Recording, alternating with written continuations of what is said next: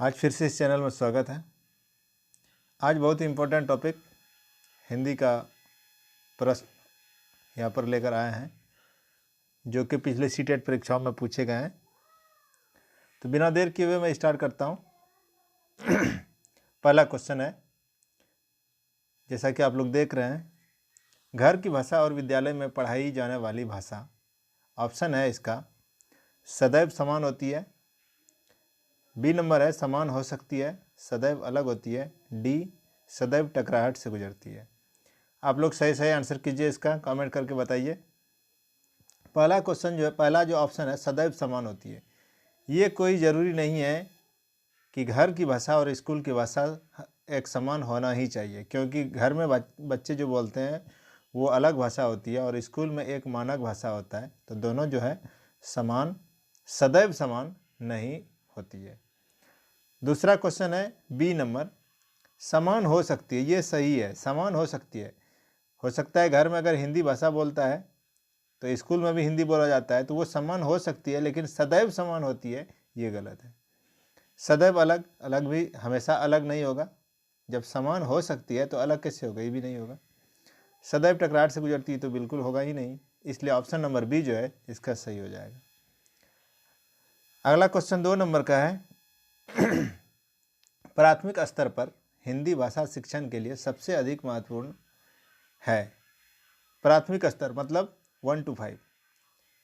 तो हिंदी भाषा शिक्षण के लिए सबसे अधिक महत्वपूर्ण क्या है उसके बारे में ऑप्शन नंबर ए है पाठ्य पुस्तक, बी उच्च स्तरीय तकनीकी यंत्र, सी व्याकरणिक नियमों का स्मरण, भाषा प्रयोग के अवसर।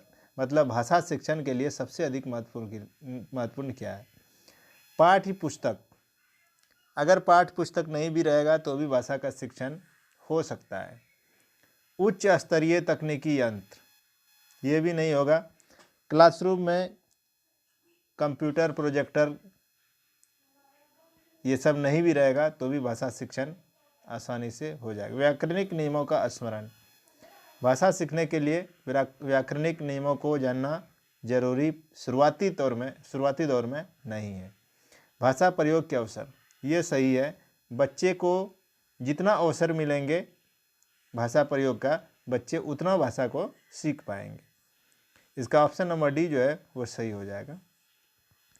अगला क्वेश्चन है, हिंदी प्रयोग के विविध रूपों को जानने के लिए सर्वाधिक उपयोगी साधन हो सकती है। ऑप्शन नंबर ए शिक्षण की विधियों का संपूर्ण ज्ञान, बी सुंदर ढंग से छपी पुस्तकें, सी उच्च स्तरीय लेखन सामग्री, और डी बाल साहित्य का विविध उपयोग।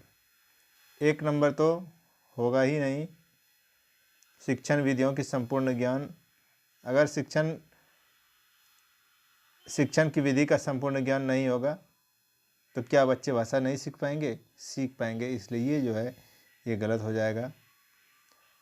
दूसरा है सुंदर ढंग से छपी पुस्तकें, ये भी गलत हो जाएगा। उच्च स्तरीय लेखन सामग्री, ये भी गलत हो जाएगा। ऑप्शन नंबर डी जो है ये सही हो जाएगा, बाल साहित्य का विविध उपयोग। बाल साहित्य में आपका हो गया चंपक, जो कि बच्चों के लिए मनोरंजन कहानी चित्रात्मक रूप से आता है, जो किताब वही बाल साहित्य कहलाता है। अगला क्वेश्चन है 4 नंबर का, कक्षा 1 और 2 के बच्चों के लिए आप किस तरह की कहानी का चयन करेंगे। मान लिया जाए कक्षा 1, 2 के बच्चे को पढ़ा रहे हैं, तो क्लास में किस कहानी को आप चुनेंगे बच्चे को पढ़ाने के लिए। इसका ऑप्शन है ए जिसमें बहुत सारे पात्र हों, बी जिसमें 2 ही पात्र हों, सी जिसके शब्दों, वाक्यों और घटनाओं की वर्णन की शैली चित्रात्मक हो, और डी जो बहुत छोटी हो। जिसमें बहुत सारे पात्र हो ये गलत हो जाएगा, जिसमें 2 ही पात्र हो ये भी गलत हो जाएगा। ऑप्शन नंबर सी जो है इसका, ऑप्शन नंबर सी या डी पर लग गया है, सी सही है। जिसके शब्दों, वाक्यों और घटनाओं के वर्णन की शैली चित्रात्मक हो। बच्चे जो है चित्र देखना बहुत ज़्यादा पसंद करते हैं, इसलिए उसकी शैली जो है, शब्द जो है, वाक्य जो है वो चित्रात्मक होना चाहिए। तो ऑप्शन नंबर सी जो है ये सही हो जाएगा, डी जो है ये गलत हो जाएगा। अगला क्वेश्चन है 5 नंबर का, प्राथमिक स्तर पर भाषा शिक्षण की प्राथमिकता होना चाहिए। प्राथमिक स्तर पर बच्चे को भाषा सिखाने की क्या प्राथमिकता होना चाहिए। ऑप्शन नंबर ए है कविता और कहानी के द्वारा केवल श्रवण कौशल का विकास करना। यहाँ बात कर रहे हैं कौशल का। कौशल कितने प्रकार के होते हैं? 4 प्रकार के होते हैं। सुनना, बोलना, पढ़ना, लिखना। श्रवण कौशल मतलब सुनना। तो कविता और कहानी के द्वारा केवल श्रवण कौशल का विकास करना, ये गलत हो जाएगा, इसको हम प्राथमिकता नहीं दे सकते हैं। बच्चों की रचनात्मकता और मौलिकता को पोषित करना। ऑप्शन नंबर बी जो है ये सही हो जाएगा, सी गलत हो जाएगा और डी भी गलत हो जाएगा। अगला क्वेश्चन है 6 नंबर का, पढ़ने का प्रारंभ। अगर किसी को पढ़ना सिखा रहे हैं, पढ़ने का शुरुआत हो रहा है, तो वहाँ कहाँ से शुरू करना चाहिए? ऑप्शन नंबर ए है कहानियों से होना चाहिए, बी कविताओं से होना चाहिए, सी अर्थपूर्ण सामग्री से होना चाहिए, डी वर्णमाला से होना चाहिए। कहानियों से होना चाहिए। अगर शुरुआत कर रहा है तो कहानी से बिल्कुल नहीं होना चाहिए, कविताओं से भी बिल्कुल नहीं होना चाहिए। अर्थपूर्ण सामग्री से, जैसे अर्थपूर्ण सामग्री मतलब प्लास्टिक का बना हुआ क, ख, ग, ए, बी, सी, डी, ये सब जो आता है तो वो उनको खेलने के लिए दे देना चाहिए और वहीं से इनको सिखाने का प्रयोग होना चाहिए। ऑप्शन नंबर सी जो है इसका सही हो जाएगा और डी गलत हो जाएगा। अगला क्वेश्चन है 7 नंबर का, भाषा में सतत और व्यापक आकलन का उद्देश्य। भाषा के व्याकरण का आकलन करना।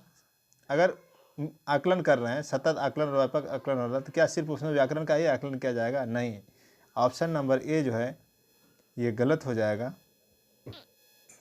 बी नंबर है भाषा के मौखिक और लिखित रूपों का प्रयोग की क्षमता का आकलन, ये बिल्कुल सही है। भाषा का मौखिक और लिखित रूपों का प्रयोग की क्षमता का आकलन, ऑप्शन नंबर बी सही है।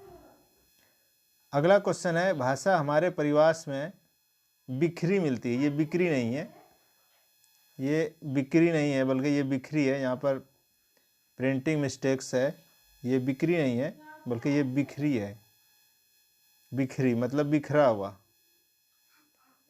भाषा हमारे परिवार में मतलब हमारे आसपास बिखरी हुई मिलती है। कहाँ पर मिलती है? अखबार में, विज्ञापन में, साइन बोर्ड में, भाषा प्रयोगशाला में। ये भाषा प्रयोगशाला में मिलती है।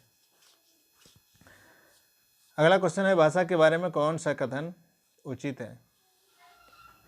भाषा एक नियमबद्ध व्यवस्था है। ऑप्शन नंबर बी भाषा व्याकरण का अनुसरण करती है। सी भाषा और बोली में कभी भी कोई संबंध नहीं होता है। और डी भाषा अनिवार्यतः लिखित होती है।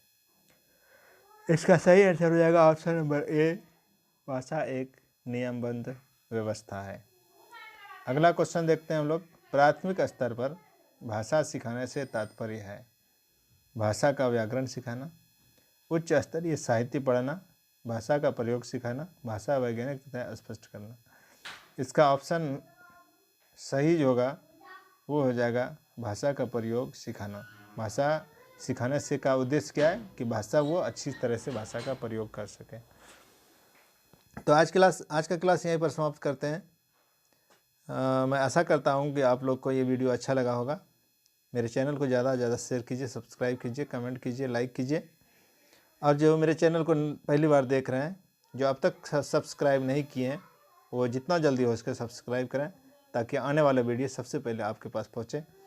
अगले दिन मैं फिर हाजिर होऊंगा एक नए टॉपिक के साथ। जब तक के लिए आज्ञा दीजिए। धन्यवाद।